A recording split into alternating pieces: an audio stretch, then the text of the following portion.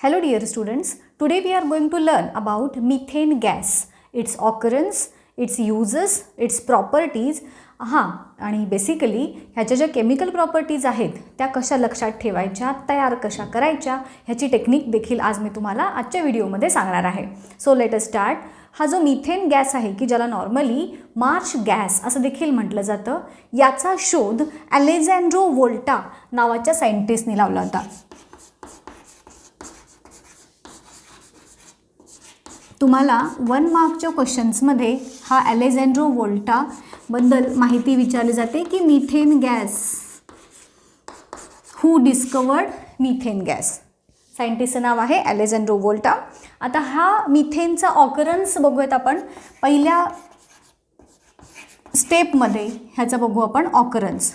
So this methane gas is actually a part of the natural gas. Natural gas तुम्हाला माहिती आहे, ज्याच्यापासून आपण ज्याचा फ्युएल म्हणून यूज करतो की जो सीचा बेड म्हणजे सीचा एकदम तळ जो असतो समुद्राच्या तळाशी, हे नॅचरल गॅसचे साठे असतात. ऑइल अँड नॅचरल गॅस, जे क्रूड ऑइल असतं मग त्याच्यापासून आपण वेगळे पेट्रोल डिझेल ह्यासारखे कंपोनंट सेपरेट करतो आणि नॅचरल गॅस हा फ्युएल म्हणून यूज केला जातो त्याच्यामधल्या वेगवेगळ्या कंपोनंटचा.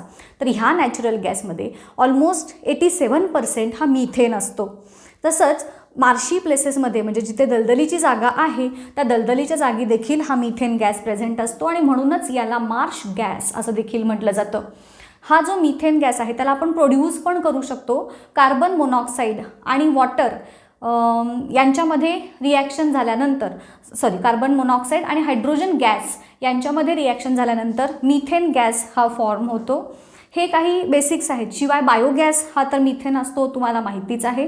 सो याचा ऑकरन्स लिहिताना आपण पहिला पॉईंट काय लिहूयात की इट इज प्रेझेंट इन, एकदम मी छोटे छोटे पॉईंट्स सांगते. नॅचरल गॅस, हा जो नॅचरल गॅस असतो त्याचा किती पर्सेंट सांगितला, 87% नॅचरल गॅसमध्ये असतो तो मिथेन असतो. त्याच्यानंतर ऑर्गॅनिक वेस्ट जे आहे, ज्याला आपण म्हणजे थोडक्यात बायोगॅसच जो प्रोड्यूस करतो, ऑर्गॅनिक वेस्टचं डिकम्पोजिशन होऊन आपण बायोगॅस तयार करतो. So decomposition of organic matter याच्यापासून देखील मिथेन आपल्याला मिळतो. मग मी दुसरा पॉईंट लिहीन, डिकम्पोजिशन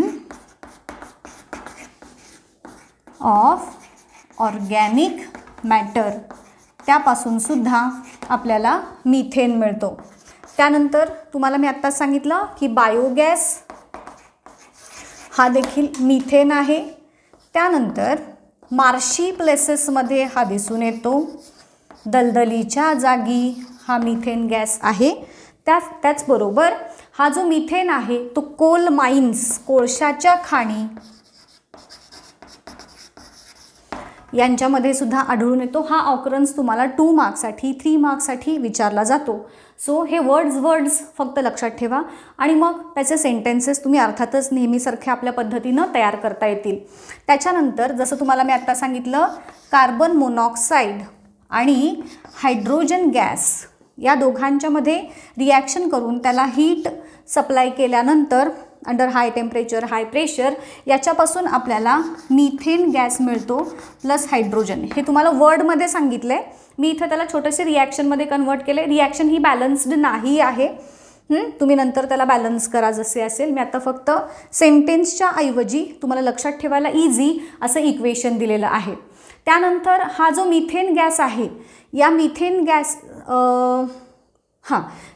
गॅसचा एक कॉन्स्टिट्युएंट आपण सांगू शकतो, तो म्हणजे बायोगॅस सांगितला. ओके, डिकम्पोजिशन ऑर्गॅनिक मॅटर झालं, ठीक आहे. एवढे जरी ह्याचे आपण ऑकरन्स सांगितलेत तरी सफिशियंट आहेत. डिकम्पोजिशन ऑफ ऑर्गॅनिक मॅटर म्हणजेच बायोगॅस आहे. सो हे झाले काही basic information about the occurrence of methane gas. आता याच्यानंतरचा जो पार्ट आहे तो म्हणजे याचे प्रॉपर्टीज किंवा कॅरेक्टरिस्टिक्स.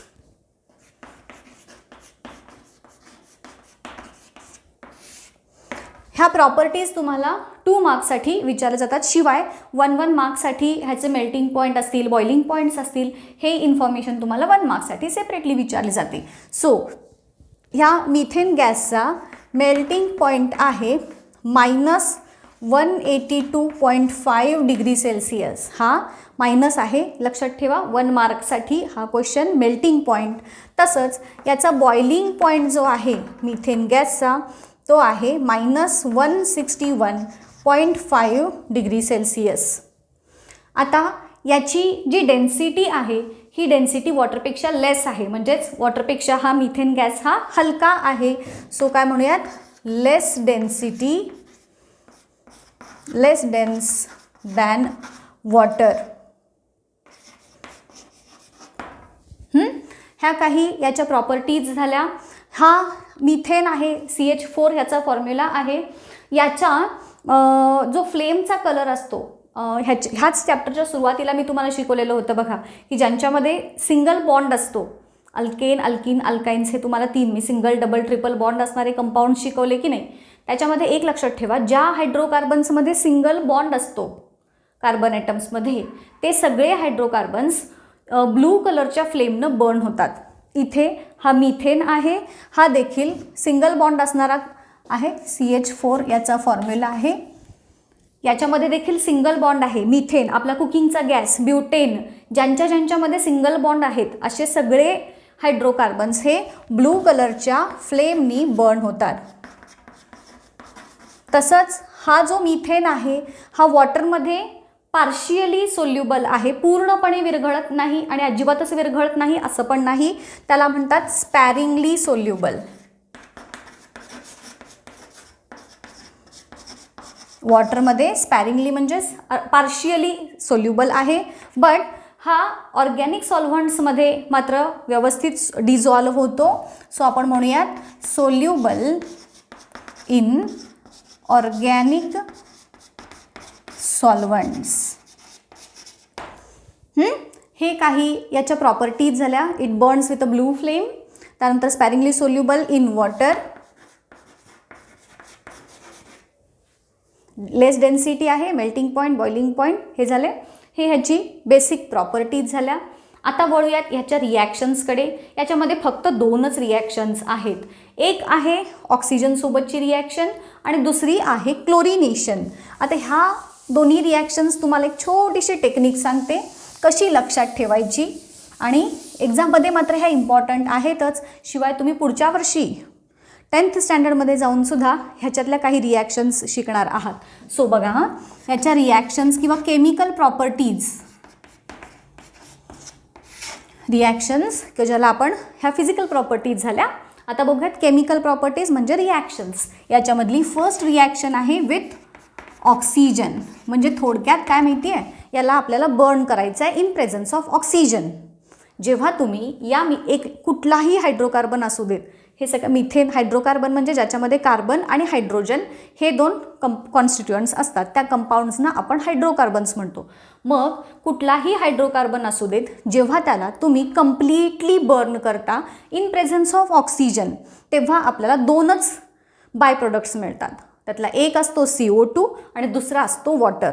कुठलाही आपण आता जे वेगवेगळे कंपाऊंड्स मी तुम्हाला शिकवले ते मिथेन, इथेन, प्रोपेन, ब्युटेन असतील, ब्युटीन, ब्युटाईन, जे कुठलेही हायड्रोकार्बन्स घ्या, डायमंड असेल, ग्रॅफाईट असेल, हां आपण जे काही शिकलो आहे ह्या सगळ्या हायड्रोकार्बन्सना जेव्हा आपण ऑक्सिजनच्या प्रेझेन्समध्ये कम्प्लिटली बर्न करतो, हां इनकम्प्लीट नाही, कम्प्लीट जेव्हा आपण त्यांना बर्न करतो तेव्हा आपल्याला 2च घटक मिळतात. एक म्हणजे CO2 आणि दुसरा म्हणजे वॉटर. मग ह्याची रिॲक्शन कशी तयार करायची, CH4 + O2. ऑक्सिजनच्या प्रेझेन्समध्ये त्याला बर्न केलं आहे आपण, त्याच्यापासून आपल्याला काय मिळणार सांगितलं, CO2 गॅस रिलीज होणार, त्यानंतर वॉटर रिलीज होणार in the form of vapour आणि large amount of heat will be produced. Burn केलं की हीट प्रोड्यूस होणारच की नाही. सो एक लक्षात घ्या, कुठलेही हायड्रोकार्बनला तुम्ही जेव्हा कम्प्लिटली बर्न करता तेव्हा हेच फक्त बाय प्रोडक्ट्स मिळतात, CO2, वॉटर आणि लार्ज अमाऊंटमध्ये हीट जनरेट होते. लक्षात राहील. मग हे असं लिहून घ्यायचं आधी आणि मग इक्वेशन बॅलन्स करायचं. इथे तुम्हाला 4 हायड्रोजन दिसत आहेत, इथे 2च आहेत. ऑक्सिजन इथे 1 आहे, इथे 2 आहे, इथे 1 आहे. मी इथे सपोज 2 केले, H4 झाले, O2 झाले, इथं 4 झाले. So this is now balanced equation. कसं केलं? CH आणि O हे 3 ॲटम्स आहेत, रिॲक्टंट साईड आणि प्रोडक्ट साईड. बॅलन्स करायच्या आधी हे असे होते. कार्बन रिॲक्टंट साईडला 1 आहे, प्रोडक्ट साईडला 1 आहे. हायड्रोजन इथे 4 दिसत आहेत, इथे 2 दिसत आहेत. ऑक्सिजन इथे 2 दिसत आहेत, इथे 3 दिसत आहेत. मग मी काय केलं? हायड्रोजन इवन किंवा ऑड आपण कन्सिडर करतो की नाही बॅलन्स करताना. सो मी प्रोडक्ट साईडला ज्या कंपाऊंडमध्ये हायड्रोजन आहे त्या कंपाऊंडच्या फॉर्म्युलाला 2 मल्टिप्लाय केलं. सो H2O ला 2 मल्टिप्लाय केलं. आता हायड्रोजन तर 4 झाले, ऑक्सिजन पण आता इथे 2 आणि इथे 1 आहेत, 3 आहेत. इथे हायड्रोजन 2 झाल्यामुळे ऑक्सिजन पण आता काय होईल बघा, हे 2 आणि हे 2 4 होणार. आता रिॲक्टंट साईडला ऑक्सिजन 2 आहेत, प्रोडक्ट साईडला 4 आहेत. सो मी रिॲक्टंट साईडला परत 2 मल्टिप्लाय केलं आणि ह्या पद्धतीनं मला बॅलन्स्ड इक्वेशन मिळालं. This is reaction of methane with oxygen. आता मिथेनची दुसरी रिॲक्शन आहे क्लोरिनेशन.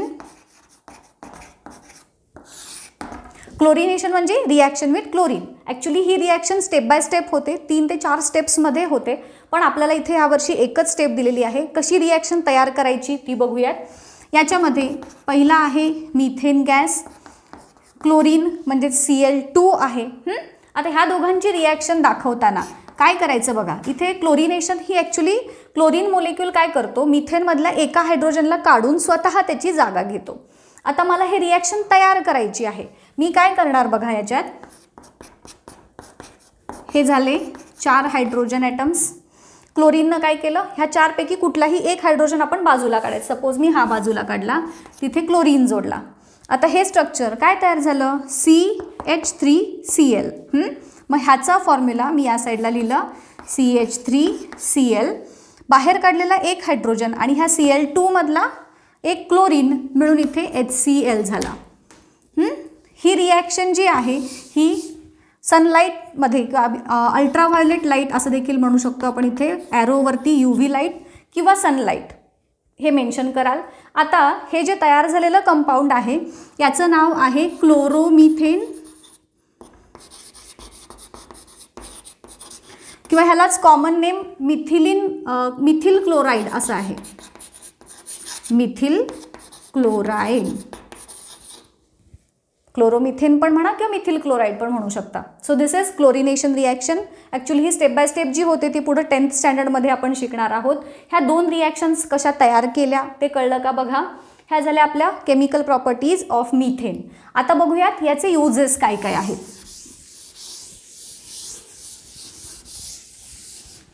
पुढचा पार्ट युजेस. याच्यावरती तुम्हाला 2 or 3 मार्क्ससाठी क्वेश्चन विचारला जातो. जसं की मी तुम्हाला सांगितलं ह्या मिथेनमध्ये 1 कार्बन आणि 4 हायड्रोजन आहेत. So this methane is smallest hydrocarbon. सगळ्यात छोटा हायड्रोकार्बन जर कुठला असेल तर हा आहे मिथेन. याच्यानंतर पुढचे सगळे हायड्रोकार्बन्स हे तयार होतात. आता ह्याच्यामध्ये कार्बन आणि हायड्रोजन यांचं अमाऊंट, यांचं प्रपोर्शन हे अदर हायड्रोकार्बनच्या तुलनेत खूप कमी आहे. आणि त्यामुळे जसं तुम्हाला मी इथे सांगितलं, ह्या मिथेनचं जेव्हा बर्निंग करतो आपण इन प्रेझेन्स ऑफ ऑक्सिजन, तेव्हा हा जो CO2 गॅस तयार होतो त्या CO2 गॅसचं प्रपोर्शन हे मिथेनच्या बर्निंगमधून खूप लेस अमाऊंटमध्ये बाहेर पडतो हा CO2 गॅस. आणि म्हणूनच या मिथेनला आपण क्लीन फ्युएल म्हणू शकतो आणि ह्याचा यूज आपण डोमेस्टिक फ्युएल म्हणून करू शकतो. तसंच वेगवेगळ्या इंडस्ट्रीजमध्ये पेट्रोलियम रिफायनिंग असेल, त्यानंतर फॅब्रिक इंडस्ट्रीज असेल, पेपर इंडस्ट्री असेल, या वेगवेगळ्या इंडस्ट्रीजमध्ये याचा यूज केला जातो. सो ह्याच्या युजेसपैकी फर्स्ट यूज वेगवेगळ्या इंडस्ट्रीज. कुठल्या कुठल्या, पेपर, त्यानंतर फॅब्रिक इंडस्ट्री, त्यानंतर पेट्रोलियम रिफायनिंग,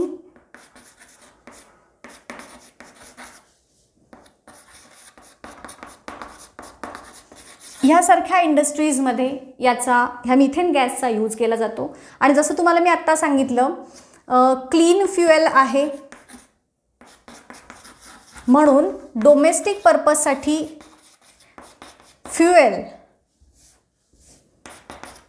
म्हणून याचा यूज केला जातो. तसंच बायोगॅस प्रोडक्शन आपण बघितलंच, बायोगॅस प्रोडक्शनमध्ये या मिथेन गॅसचा यूज केला जातो. याच्याचबरोबर या मिथेनचा यूज वेगवेगळे organic compounds,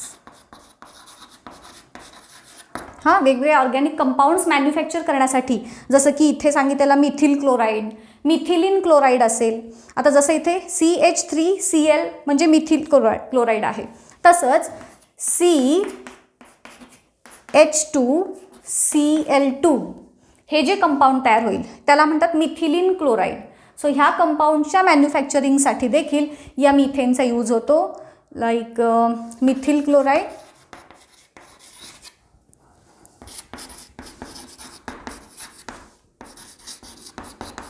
methylene chloride. Methyl chloride म्हणजे एक क्लोरीन आहे मिथेनच्या मोलेक्युलमध्ये. मिथिलीन क्लोराईड म्हणजे 2 क्लोरीन 2 हायड्रोजन आहेत. आलं लक्षात? तसंच ॲसिटिलीन नावाचं एक कंपाऊंड आहे, त्याच्या मॅन्युफॅक्चरिंगमध्ये देखील या मिथेनचा यूज केला जातो. सो आलं लक्षात तुम्हाला? ह्याचे युजेस जसं तुम्हाला सांगितलं 2 और 3 मार्क्ससाठी विचारले जातात. So this is all about methane gas, त्याचे प्रॉपर्टीज, त्याचे युजेस, हा सगळा पार्ट आपण आजच्या लेक्चरमध्ये बघितला. इथेच थांबूया त्याच्या लेक्चरमध्ये. नेक्स्ट लेक्चरमध्ये आपण बायोगॅसबद्दल शिकणार आहोत.